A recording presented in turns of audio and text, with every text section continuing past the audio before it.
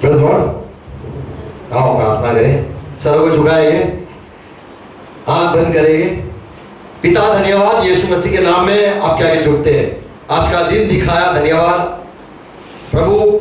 फिर से इकट्ठा किया, धन्यवाद प्रभु। ये थोड़ा समय जो आपने हमें दिया है, हम प्रार्थना करते हैं आप हमसे बात करो। हम चाहते हैं प्रभु आज हमारे दिलों में, हमारे मनों में, हमारे जीवनों में प्रभु आप प्रभु सच्चाई को लेके आओ।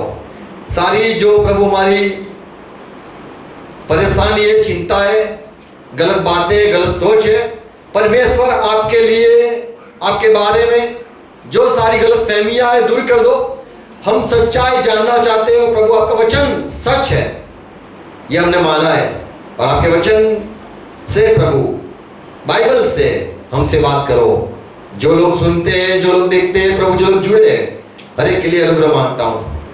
हर एक लोग प्रभु सच्चाई को पाए, हमें भी प्रभु अनुग्रह दो। पवित्र आत्मा सहाय करो, प्रार्थना सुनो, आमीन। Praise God. बाइबल में ये लिखा है कि परमेश्वर जो है, हम जो जिसको मानते हैं, सारी दुनिया जो मानती है, वो परमेश्वर आत्मा है। परमेश्वर आत्मा है।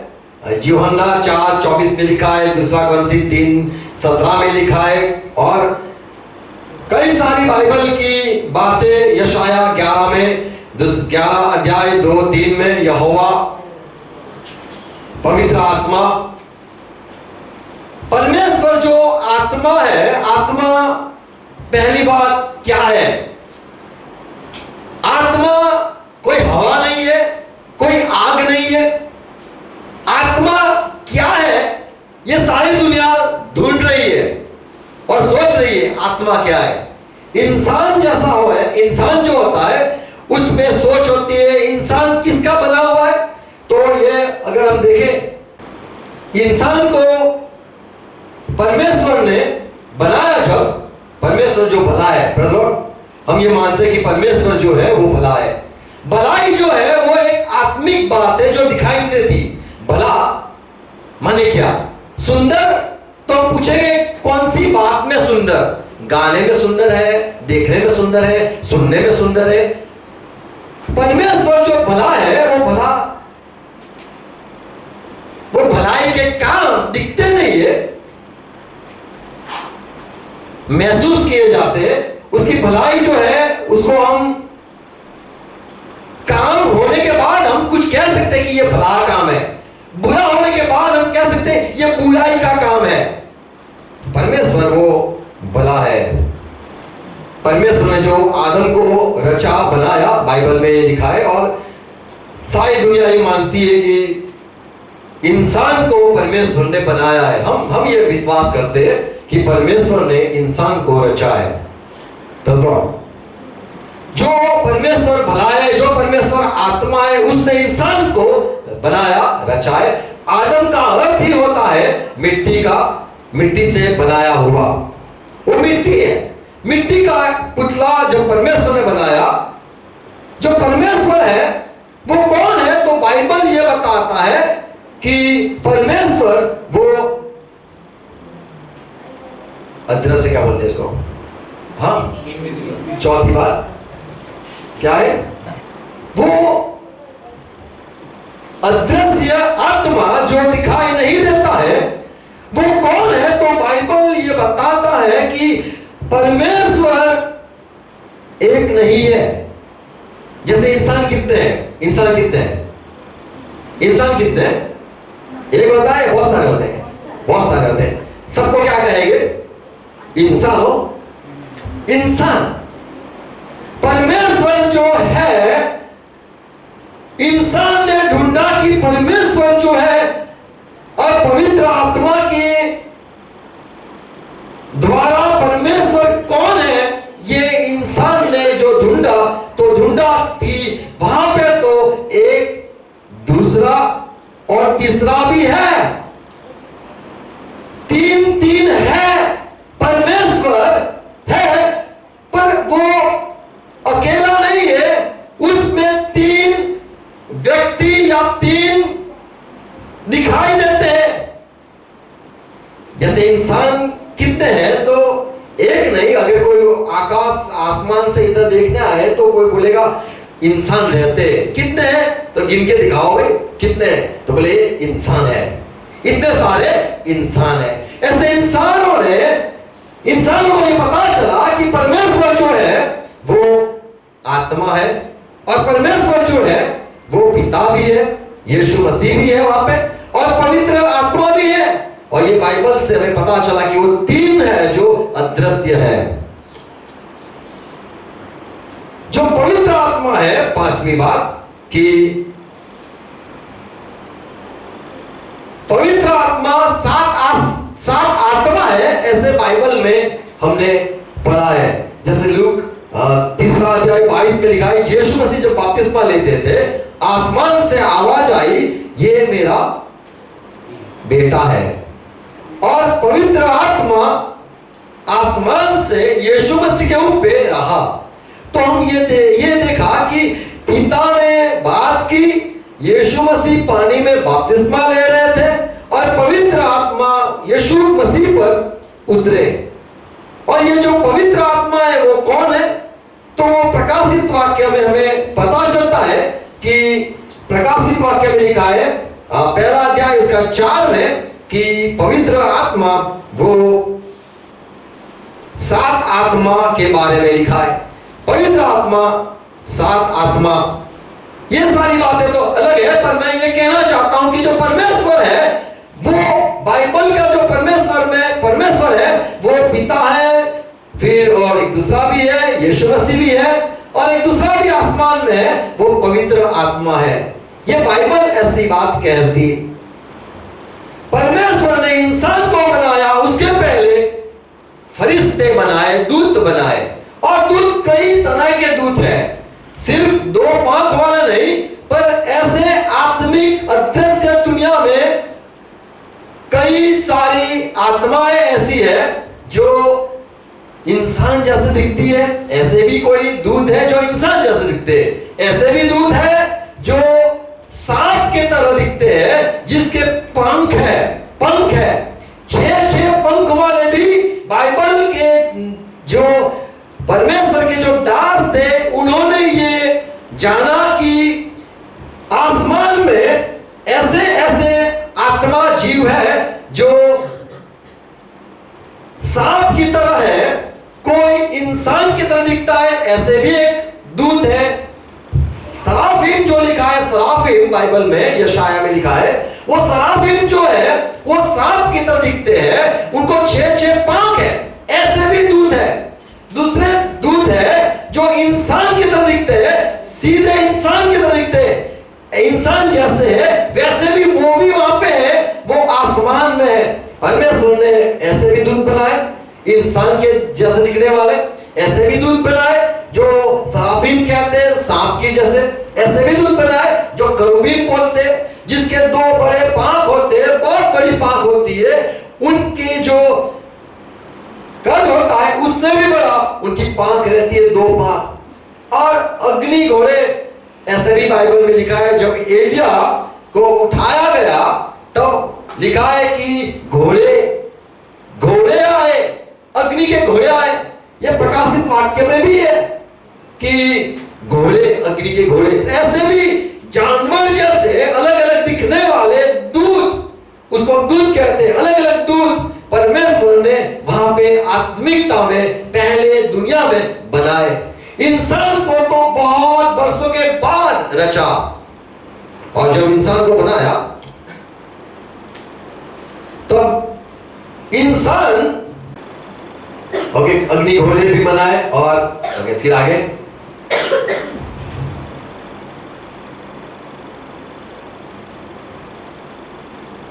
शैतान जो हम कहते हैं वो भी एक फरिश्ता था, वो भी एक दूत था, और उसे भी बनाया गया। लेकिन बाइबल कहता है कि उसने पाप किया, और सच्चाई यह है कि वो परमेश्वर के पास जा सकता था। जब उसने पाप किया फिर भी वो जा सकता था, जब तक यीशु मसीह धरती पे नहीं आए तब तक शैतान वो परमेश्वर के पास जा सकता था। शैतान परमेश्वर से डरता है, अब तक डरता है, ये भी एक सच्चाई है।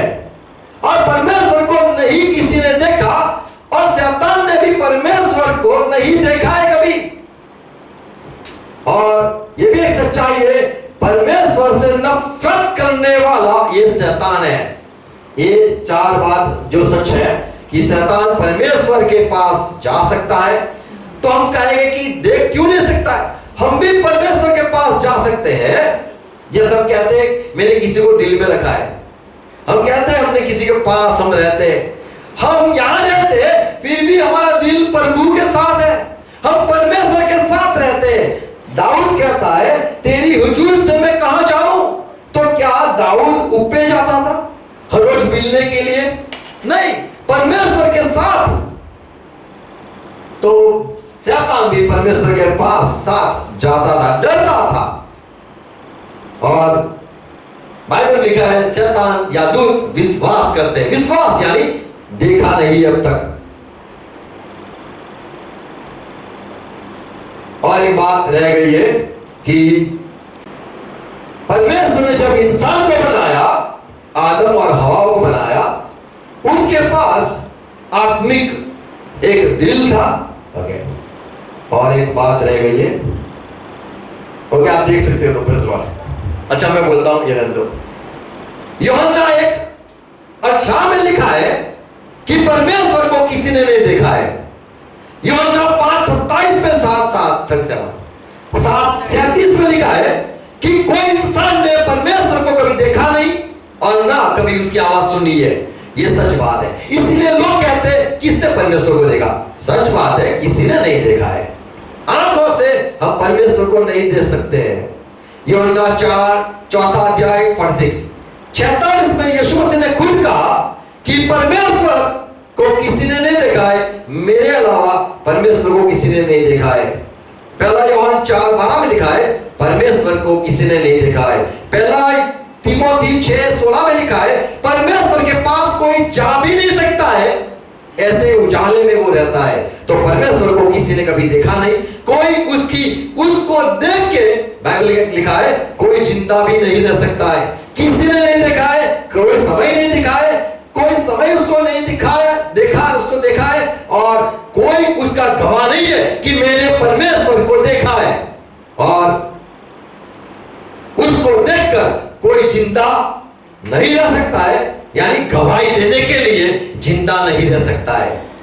तो परमेश्वर जो है आत्मा है, और वो ऐसे उजाले में रहता है जिसको किसी ने नहीं देखा है। बाइबल में यह है कि परमेश्वर ने 3 आसमान बनाए बाइबल में। बोल बाइबल में, तो बाइबल की बात करते हैं। 3 आसमान है, दुनिया के लोग 7 आसमान कहते हैं, पर बाइबल में अगर हम विश्वास करते तो हम 3 आसमान में विश्वास करते। तीसरा जो आसमान है जहां परमेश्वर पिता रहता है, यीशु मसीह रहते हैं, पवित्र आत्मा रहता है। दूसरा जो संसार का है या एक दूसरा आकाश का है, उसमें सारे जो दूत बनाए हैं, 4 तरह के दूत वो देखे हमने, वो सारे वहां पे रहते हैं। और जो पहला आसमान है जो हम देख सकते हैं, जो सूरज है, चंद्र है, यहाँ पे जो देखते हैं, ये वातावरण, ये पहला आसमान है। अभी जैसे हम दूत को नहीं देख सकते हैं, ऐसे दूत परमेश्वर को नहीं देख सकते। दूत हमें देख सकता है, परमेश्वर दूत को देख सकता है, हमें भी देख सकता है। तो जो आसमान, हमारा जो आसमान है, हम जहां देखते हैं, यहां पे हम एक दूसरे को देख सकते हैं, लेकिन जो दूसरा आसमान में दूत है, उसे हम नहीं देख सकते। ऐसे ही उनके जो संसार है दूसरे आसमान वाले, वो परमेश्वर को नहीं देख सकते। तो जैसे हम दूत को नहीं देख सकते हैं, ऐसे दूत परमेश्वर को नहीं देख सकते हैं। तो जो आत्मा किसी को आता है, कि माता आती है, आया कि माता आती है, कभी देखा है? माता आता है, पिता आता है, जो आता है, वो सारे दिखाई नहीं देती, पर आ जाती है। तो परमेश्वर जो आत्मा है, उसने सारी आत्मिक दुनिया बनाई है, उसमें पिता है, यीशु मसीह है, पवित्र आत्मा है। और आदम को बनाया गया, तब आदम को आत्मा और शरीर में बनाया गया। उसको आत्मा है, बोले मेरे को बॉडी है, शरीर है, आत्मा है। जो आत्मा है वो कुछ अलग चीज है और हमारा जो शरीर है वो अलग चीज है। हम दो हिस्सों में बांटे गए हैं। जैसे हम परमेश्वर की बात करते हैं, उससे क्या पेट भरता है? परमेश्वर की बात करने से क्या पेट भरता है? पर खाने से पेट भरता है। और दूसरी बात भी है, सुनने से भी पेट भरता है। कोई कहेगा तो हमें अच्छा लगता है। अच्छा किसको लगता है? कोई हमें हमारी तारीफ करेगा तो हमें अच्छा लगता है। वो अच्छा क्यों लगता है? किसको का अच्छा लगता है? कान को अच्छा लगता है या पेट को अच्छा लगता है? हमें अंदर अच्छा लगता है। कोई हमारी तारीफ करेगा तो अंदर अच्छा लगता है। हमें कोई डांटेगा तो कहां लगता है? कमर में लगता है। कहां लगता है? तुम्हें कोई डांटेगा तो कहां लगेगा? कहां चोट कहां आती है? तुम्हें चोट कहां आती है? आप बता सकते हो मुझे यहाँ पे चोट आई, यहाँ पे मुझे उसने बहुत डांटा, मुझे यहाँ पे चोट आई है, क्या हम कहेंगे? तो चोट दो तरह की होती है, एक शरीर पे भी होती है और एक दिल में भी होती है। हम दिल बोलते हैं, पर जो दिल धड़कता है उसको चोट नहीं लगती है, पर कहने के लिए बोलते कि दिल में चोट लगी। कहने के लिए कहते मेरे दिमाग, मेरे को गुस्सा आया। यहाँ पे नहीं आता है गुस्सा, कहाँ आता है? उंगली में आता है, पता है गुस्सा? या कहाँ आता है गुस्सा? कहाँ आता है? यहाँ आता है गुस्सा। कहाँ आता है गुस्सा? कहाँ आता है बताओ? बुरा कहाँ लगता है आपको? बुरा कहाँ लगता है? बुरा यहाँ लगता है, गुस्सा यहाँ आता है, दर्द यहाँ होता है, यहाँ पे चुभता है। क्या है? आपको जो होता है वो किसको होता है? वो जो है वो आत्मा में सारी बातें होती है। हमारे जो आत्मा है उसमें ये हमें सारी बात महसूस होती है। और जो हमारा शरीर है उसमें भी गर्म महसूस होता है, ठंडा महसूस होता है, बास आना, अच्छी बास, बुरी बास, ये सारी जो बात कहते हैं, इंद्रिया कहते हैं, वो सारे शरीर की बात है। एक आत्मा है, एक शरीर है। और परमेश्वर ने इंसान को जो बनाया उसको आत्मा भी दिया गया और उसको शरीर भी दिया गया। इंसान शरीर और आत्मा का बना हुआ है। और परमेश्वर ने जब आदम को बनाया, सातवां नौ, उसको आज्ञा दी। परमेश्वर ने आदम को आज्ञा दी और ये जो आज्ञा ये दी कि मैं तेरे को आगे ट्री ऑफ लाइफ एंड ऊपर जीवन का वृक्ष और भला और बुरा वृक्ष भी प्रभु ने बनाया। ये वाला परमेश्वर ने इंसान को जो वाटिका में रखा उसमें उसने बहुत सारे फल बनाए और बोला तेरे शरीर के लिए तू खाया कर। और दूसरा भी उसने दो पेड़ लगाए, एक था जीवन का वृक्ष और दूसरा था भला और बुरा जानने का वृक्ष। ये दोनों परमेश्वर ने वहां पे रखे, लेकिन कहा कि तुझे आज्ञा देता हूं कि तू जो भला बुरा फल है उसका, पेड़ का फल मत खाना। अभी परमेश्वर ने आज्ञा क्यों दी? ये पहली बात कहूंगा कि जो 7 बात सुन लेना प्लीज। परमेश्वर ने इंसान को आज्ञा क्यों दी? पहली बात ये बताने के लिए तू मेरी बात मानता है या नहीं, यानी मुझ पर विश्वास करता है कि नहीं, मुझसे प्यार करता है कि नहीं, ये जानने के लिए कि इंसान मुझसे प्यार करता है, मेरे से डरता है, मेरी बात मानता है कि नहीं, ये मुझे जानना है। ये पहली बात थी। परमेश्वर ने आज्ञा इंसान को इसीलिए दी कि वो जाने कि इंसान मुझे प्यार करता है कि नहीं। और दूसरी बात, परमेश्वर ने जैसा कहा कि जब जो दिन तू वो फल खाएगा वो दिन तू मरेगा ही मरेगा। तो परमेश्वर ने ये बात भी बताई कि मुझे भविष्य पता है, क्या होता है करने के बाद, ये सारी बात मुझे पता है। तो परमेश्वर ने जब आज्ञा दी तो इस रीति से दी, ये बता के दी मुझे भविष्य पता है। जैसे हम किसी को कहेंगे पढ़ेगा नहीं तो क्या होगा? पास हो जाएगा। पढ़ेगा नहीं तो क्या होगा? लगेगा। पढ़ेगा तो नहीं, पढ़ेगा तो खड़ा रहेगा। पढ़ेगा तो बढ़ेगा। तो हम भविष्य की बात कहते हैं। तो परमेश्वर ने जो आज्ञा दी, आज्ञा से ये बात बताया कि मुझे भविष्य पता है, ये करेगा तो ये होगा, ये करेगा तो वो होगा। इंसान तुझे जानना है, मुझे भविष्य पता है, तो इंसान को इसलिए आज्ञा दी कि परमेश्वर को इंसान जाने कि परमेश्वर भविष्य जानता है। हमें दूसरी बात, परमेश्वर ने जब बताया कि तू आज्ञा, मेरी आज्ञा तू तोड़ेगा तो मैं तुझे दंड दूंगा, तू मरेगा, मैं तेरा न्याय करने वाला प्रभु हूं, मेरी बात न मानेगा तो मैं तुझे मारूंगा। तो परमेश्वर ने आज्ञा देके बताया कि मेरे पास अधिकार है तुझे मारने का, तुझे डांटने का, मेरे पास अधिकार है। चाहे तो मैं माफ करूं, चाहे तो मैं तुझे जाने दूं, या चाहे तो मैं तुझे सजा करूं। जब कोई आज्ञा तोड़ता है और उसका जो भुगतान है जब वो लेता है, यही बात बताता है कि उसके पास अधिकार है। तो जब परमेश्वर ने जब आज्ञा दी तो ये आज्ञा देने के पीछे हमें समझ आता है कि जो आज्ञा देने वाला है वो न्याय भी कर सकता है।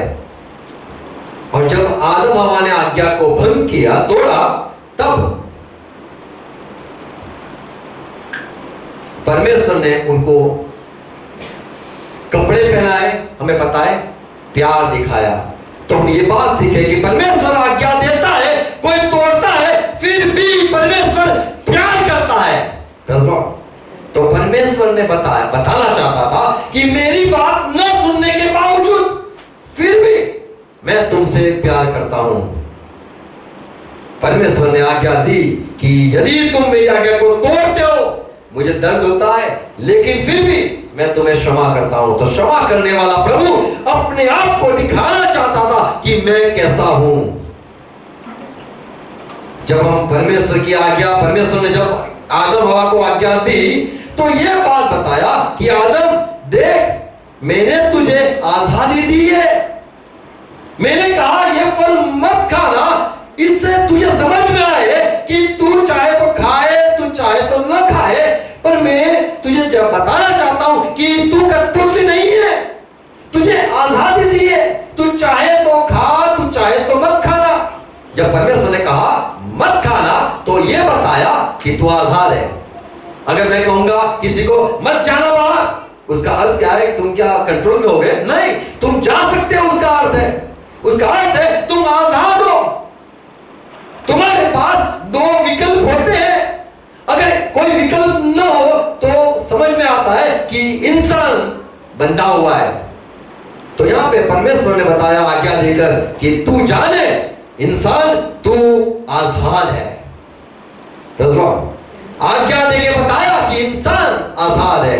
और एक सच्चाई परमेश्वर चाहता था बताने के लिए कि मैं तुझे जो आज्ञा देता हूं, यदि तू आज्ञा को तोड़ेगा तो वही दिन तू मरेगा। और सच में आदम जो जिया वो 930 साल तक जिया, 1000 साल तक भी न जिया, और वही दिन वो मर गया। तो परमेश्वर ने कहना चाहता था मेरी आज्ञा जो है वो सच है। इंसान आदम मर भी गया। और ऐसे जैसे जब कहा तू मरेगा ही मरेगा, तो उसका अर्थ यह है कि वो मरता चलेगा। उसके अंदर जितने भी होंगे, जितने भी वो जीव पैदा करेंगे, वो सारे मरेंगे। कोई भी लेके आओ, कितने भी लेके आओ, वो सारे जो बच्चे होंगे आदम के मरते रहेंगे। कोई भी ऐसा नहीं होगा जो जीवित रहेगा, हर वक्त जीवित रहेगा, सदैव जीवित रहेगा। तो आदम को प्रभु ने जब कहा तू मरेगा, तो ये बताया कि मैं जो कहता हूं वो सच है। तो परमेश्वर के वचन सच है, ये भी उसने साबित कर दिया। जब उसने आज्ञा दी ये बताने के लिए कि मैं जानवरों को कोई आज्ञा से चलाता नहीं हूं, इंसान तू मेरे लिए बहुत बड़ा मूल्यवान है। इंसान को परमेश्वर ने आज्ञा दी, नहीं जानवर को बोला कि तुझे इसको काटना नहीं है, तुझे इसको ये खाना नहीं है, कोई जानवर को ऐसे नहीं बताया है कि तुझे ये नहीं करना है, मुझे नहीं कर वो करना है, पर इंसान को, सिर्फ आदम को ही बताया गया कि तुझे मेरी बात सुननी है, और आज्ञा आज्ञा सिर्फ आदम को दी गई है। तो ये साबित करता है कि परमेश्वर इंसान से ही बात करता है। परमेश्वर सिर्फ इंसान से ही बात करता है, नहीं जानवर के साथ बात करता है। मत सोचना कि परमेश्वर सुबह सुबह जानवरों के साथ बात करने लगता है। परमेश्वर सिर्फ इंसान से वो बात करता है। आज्ञा दी गई, बताया कि मैं इंसान मेरे लिए सबसे बड़े कीमती है। और जब आज्ञा को तोड़ा गया, आदम ने, जब बाइबल में लिखा है कि शैतान ने, बराबर है, शैतान ने हवा को बहकाया।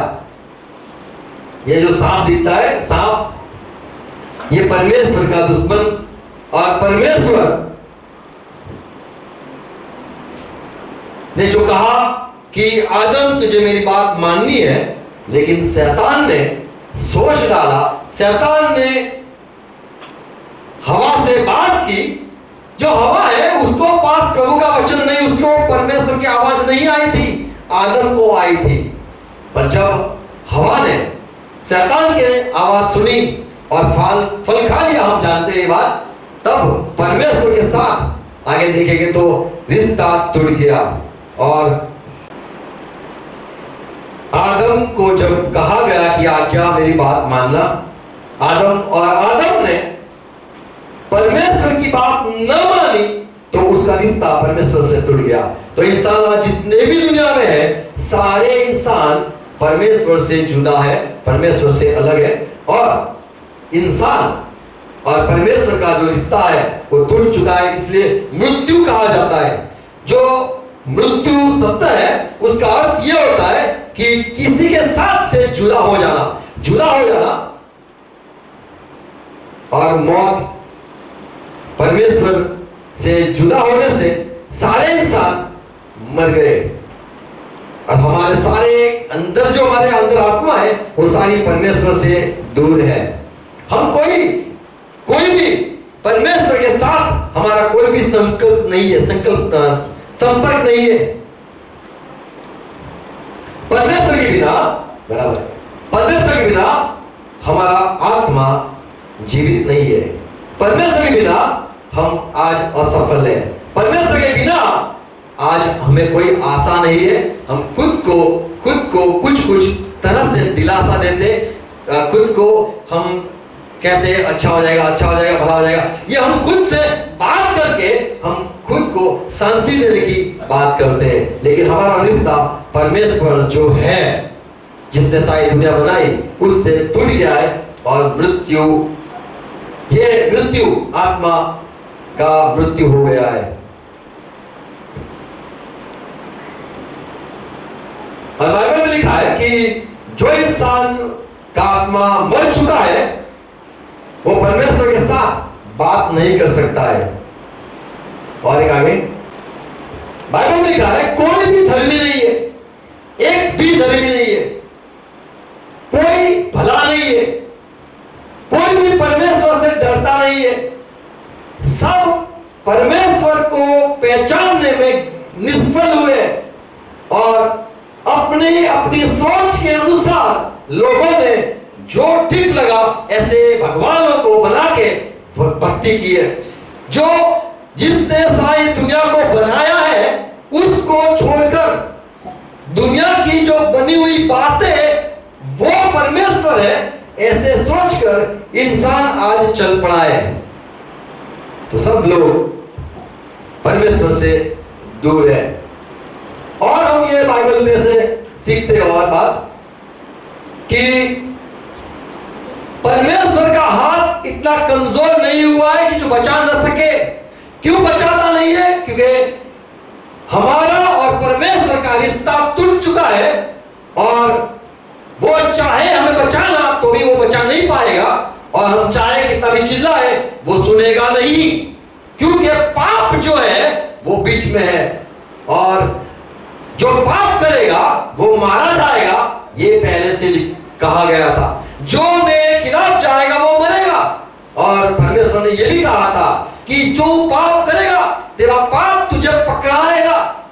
और नए नियम में जब यीशु मसीह ने चमत्कार किए तो लोगों ने कहा कि जो परमेश्वर के ओर से आया हुआ है उसकी परमेश्वर सुनता है, कोई पापी की परमेश्वर कभी नहीं सुनता है। तो परमेश्वर पापी का कभी नहीं सुनता है, ये भेजे में समझ दो, समझ लेना। परमेश्वर पापी की नहीं सुनता है। बारिश आ रही है, या बारिश को तुम रुका सकते हो? रोक सकते हो? रोक सकते हो क्या? परमेश्वर नहीं सुनता है, यह साबित हो गया। परमेश्वर हमारी बात नहीं सुनते हैं क्योंकि पाप के लिए हम परमेश्वर से दूर हैं। और एफएसी 2:1 में लिखा है, सारे लोग पाप में उनकी आत्मा मर चुकी है। आत्मा तो सबके पास है पर वो मर चुकी है। जैसे बोलते हैं ना, इंसानियत मर चुकी है, सुना है? इंसानियत मर चुकी है। ऐसे आत्मा पाप में मर चुका है। और दाऊद कहता है, यदि मैं गलत सोचूं तो परमेश्वर कभी मेरा न सुने। तो ये सच बात है, परमेश्वर पाप के वजह से हमें मदद नहीं कर सकता है, पाप के वजह से हमारी सुनता नहीं, पाप की वजह से हम मारे जाने वाले, और पाप के वजह से परमेश्वर से हम दूर हैं। और एक बात, हम विश्वास करते हैं यीशु मसीह को पृथ्वी पे भेजा गया। क्यों भेजा गया? उसने क्रूस पर मर गया, लहू क्यों बहाया? यीशु के आने के पहले कई नबी, बाइबल के लोगों ने 50 से ज्यादा भविष्यवाणी यीशु के आने के बारे में की कि एक आएगा, वो आएगा, वो जब आएगा तो मारा जाएगा, वो जब आएगा वो पाप नहीं करेगा, वो जब आएगा उसके मुंह में गलत बातें नहीं होगी, वो जब आएगा वो मेमने की तरफ चुप रहेगा, लोग उसको मार डालेंगे। ये सारी बातें यीशु मसीह के आने के पहले बहुत सारे नबियों ने भविष्यवाणी की थी कि वो बैतलहम में जन्म लेगा, वो यहूदा की जो गोत्र है उसमें से वो आएगा। तो कहां पैदा होने वाला था, कौन से कुल में पैदा होने वाला था, कैसा होगा, क्या क्या चमत्कार करेगा, ये सारी बातें भविष्यवक्ता करते रहते थे, आशा लगाकर कि कोई आएगा। और यीशु मसीह हमारे लिए आके मर गए। क्या हुआ जब यीशु मसीह मर गए? यीशु मसीह के मारे जाने से क्या हुआ फायदा? पहला फायदा यह हुआ, हमें परमेश्वर के जो दंड था, परमेश्वर का जो क्रोध था, उससे हमें बचाया गया। दूसरी बात, यीशु मसीह के मारे जाने से हमें यह फायदा हुआ, हम जो मर गए थे हमें फिर से आत्मा में जीवित किया गया।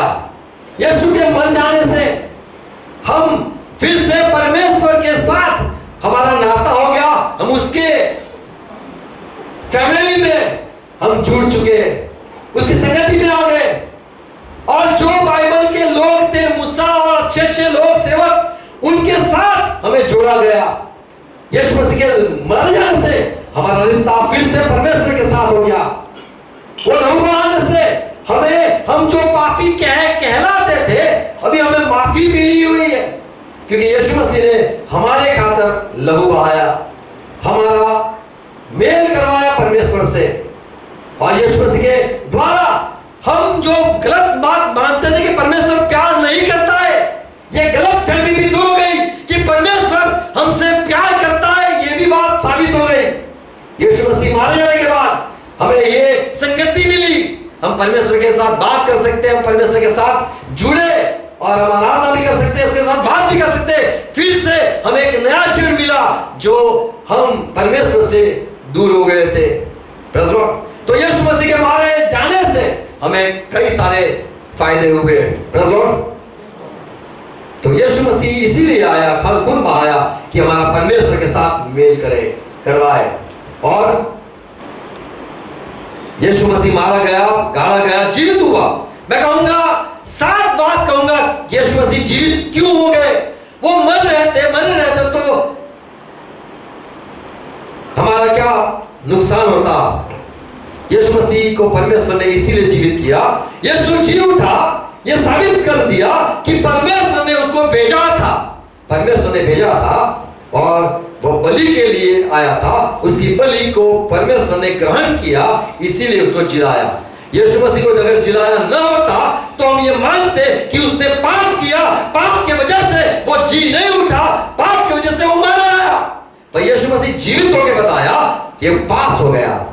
प्रेज़ लॉर्ड, हमारा प्रभु पास हो गया। बोलो प्रभु, हमारा प्रभु पास हो गया।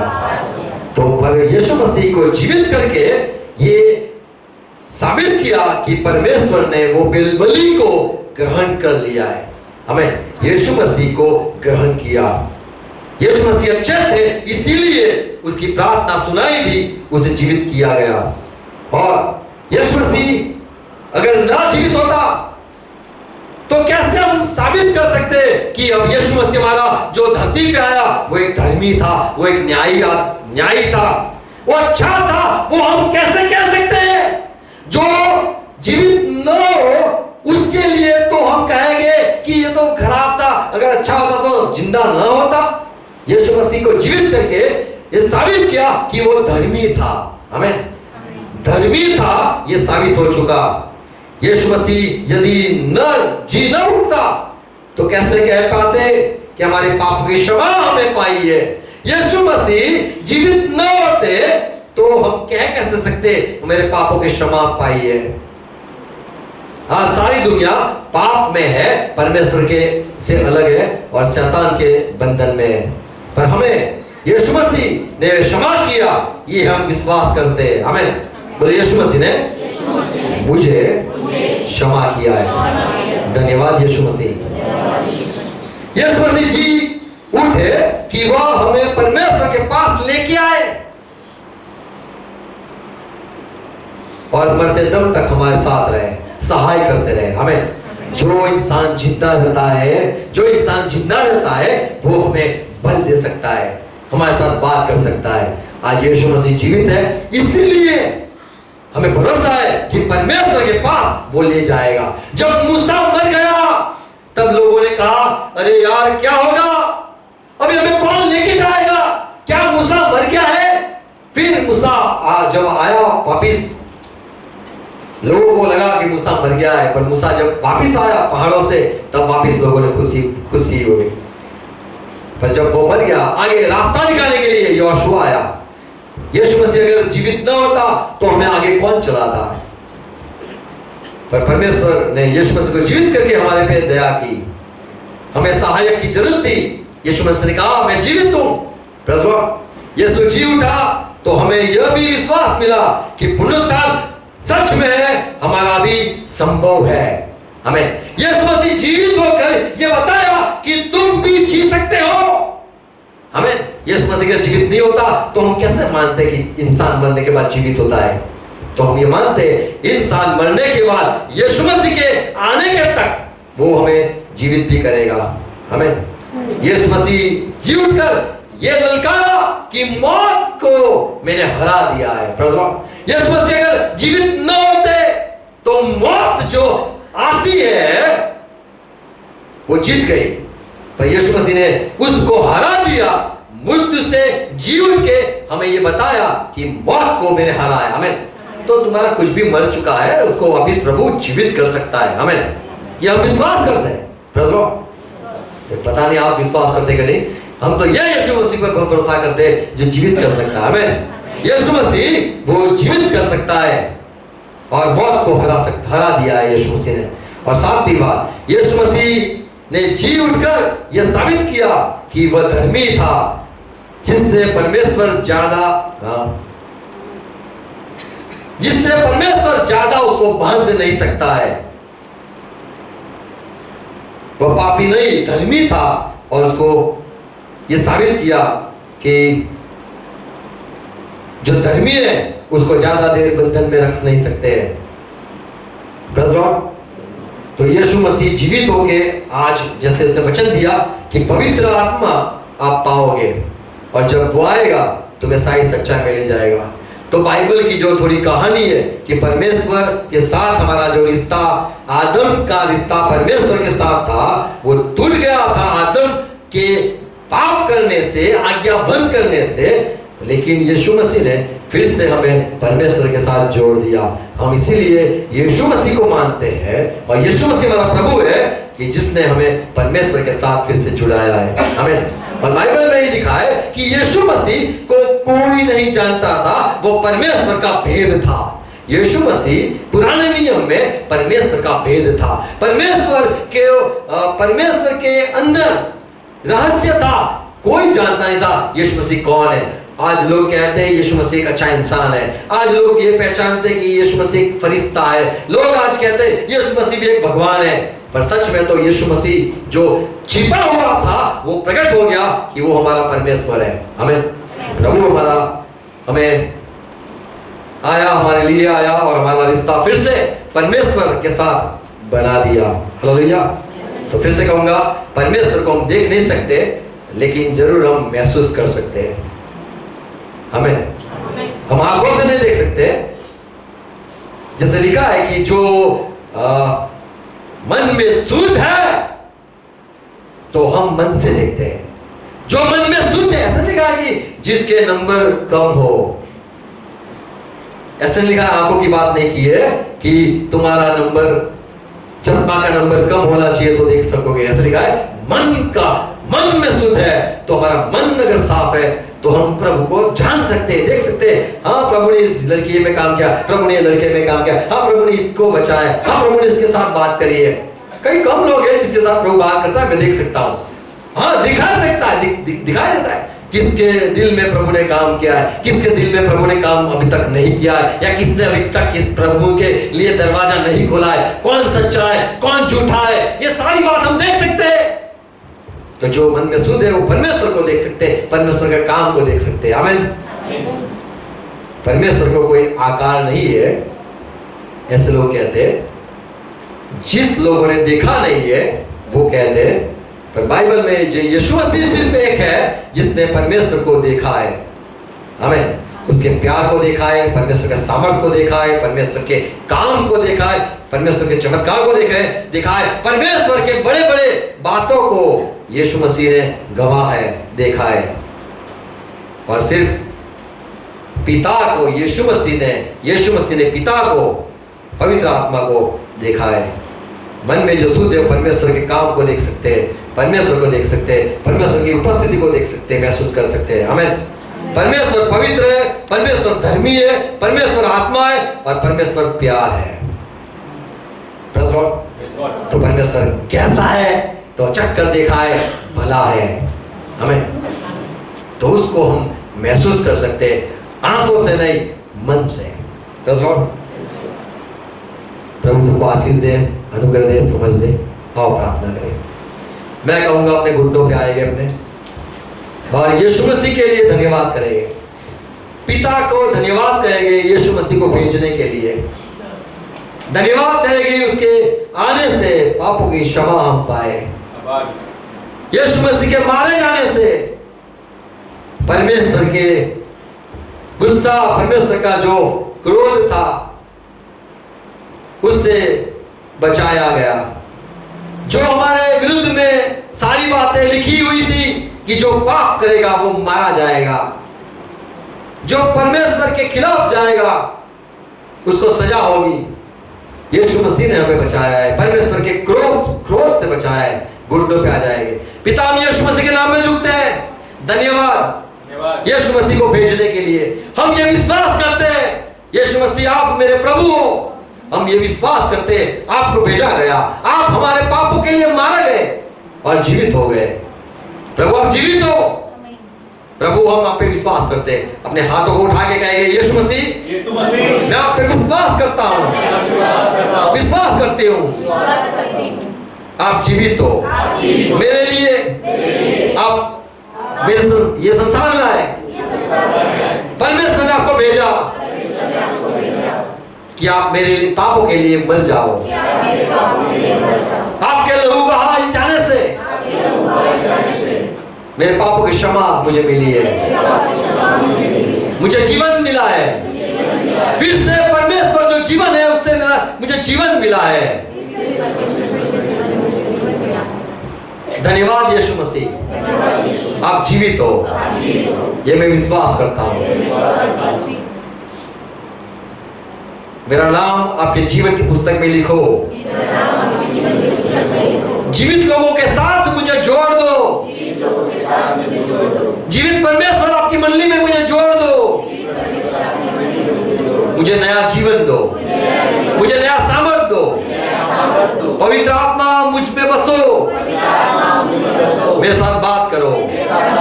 मेरा रिश्ता परमेश्वर के साथ हर वक्त रहे,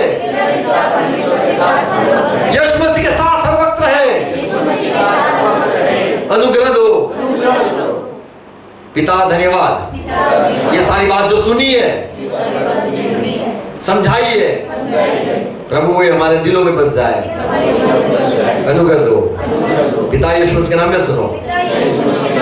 आमीन। आओ प्रभु ने सिखाई प्रार्थना साथ में करेंगे। एक हमारे पिता जो आसमान में हो, अपना राज्य नाम पवित्र आसमान में पृथ्वी पर हमारी इच्छा यीशु न्याय बना जब माफ करो छु तब माफ करो कृष्ण लाओ सब पर अच्छा करो राज्य पराक्रम तुम्हें सरकार से तमाम है। आमीन। देव आपनो प्रेम आपना प्रभु यीशु ख्रिस्तની કૃપા પવિત્ર સંગતિ આપણા સાથે વિશ્વમાં જેટલા પ્રભુ પર પ્રેમ રાખે છે તમામ વાલા સાથે રહે એટલે કે amen. Praise Lord, God bless you all, thank you. ये मेरा पुराना बाइबल इतना पढ़ा है कि फट गया है। ये लगता है कोई बुढ़े ने पढ़ा होगा, तो ये इसलिए लेके आया हूँ कि आप जानो कि मैं बाइबल को प्यार करता हूँ और बाइबल को जो प्यार करता है उसको मैं बहुत प्यार करता हूँ। और जो प्रभु के वचन को प्यार करते हैं उसके लिए मैं मर भी सकता हूँ। आप सही में तो प्रभु का अनुग्रह है, अभी मैं बाइबल नहीं पढ़ता हूँ। अभी मोबाइल आ गया तो बाइबल तो मुझे पहले प्रभु ने एक बात कही थी कि तेरे जीवन के दिनों से कम ये पुस्तक का जमाना है, यानी ये जो कागज है वो जल्दी फटेगा। तेरा जीवन लंबा है, ये जीवन इसका ये खत्म हो जाएगा, इसको जल्दी पर ये फट जाएगा। तो हमारे पास जब बाइबल है पूरा पढ़ना चाहिए हमें। अब प्रभु ने अनुग्रह दिया कि प्रभु ये जो नया नियम है, मैंने तो 100 से ज्यादा बार पढ़ा होगा ये नया नियम।